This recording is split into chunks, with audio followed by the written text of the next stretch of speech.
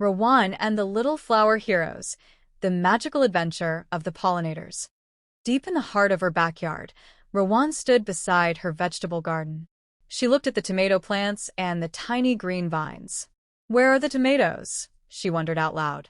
The plants had many yellow flowers, but not a single juicy red fruit was growing yet. Rawan felt a little bit sad because she wanted to share her harvest with her family. Suddenly, a tiny, fuzzy visitor landed on a nearby daisy. It was Zaki the bee. He was wearing a fuzzy yellow and black coat and making a happy humming sound. Rawan leaned in close, careful not to scare him. "Hello, Zaki," she whispered. "Are you looking for tomatoes too?" Zaki wiggled his antennae and buzzed a greeting back at her.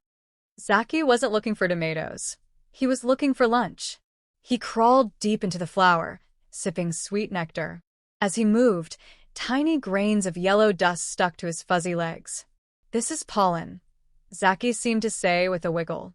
This golden dust was the secret ingredient needed to turn flowers into food. Just then, a flash of bright orange and blue caught Rawan's eye. A beautiful butterfly named Amira fluttered down and landed gracefully on a lavender sprig. Her wings were wide and painted with magnificent patterns. Rawan smiled wide.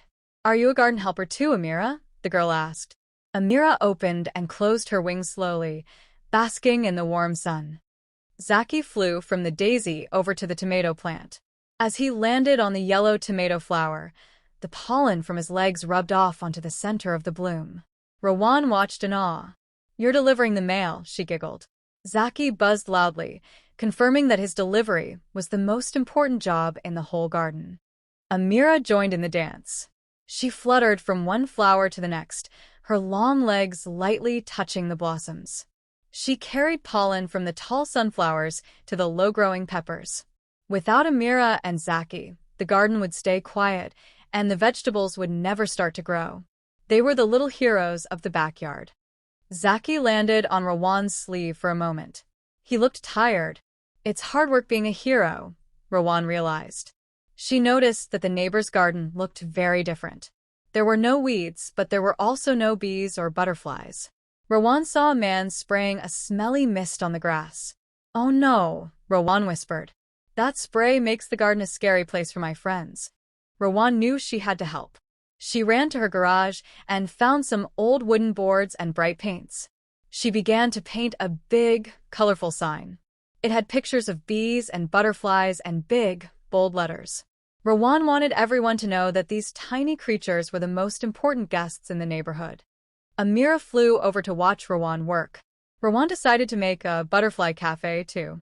She filled a shallow ceramic dish with water and placed several flat stones inside. This gave Amira and her friends a safe place to land and take a sip of water without getting their wings wet. Amira tapped a stone with her leg as if to say thank you. Rawan didn't stop there. She asked her parents for seeds of wildflowers, milkweed, and clover. She spent the afternoon digging small holes and tucking the seeds into the warm earth. "More flowers mean more food for Zaki and Amira," she explained to her cat.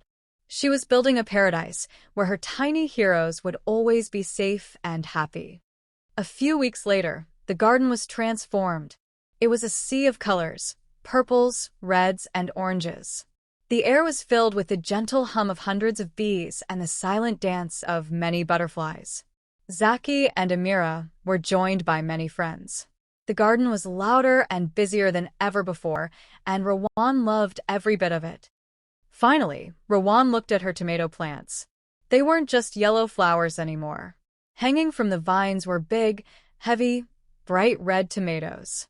She picked one and took a big, sweet bite. "Thank you, Zaki."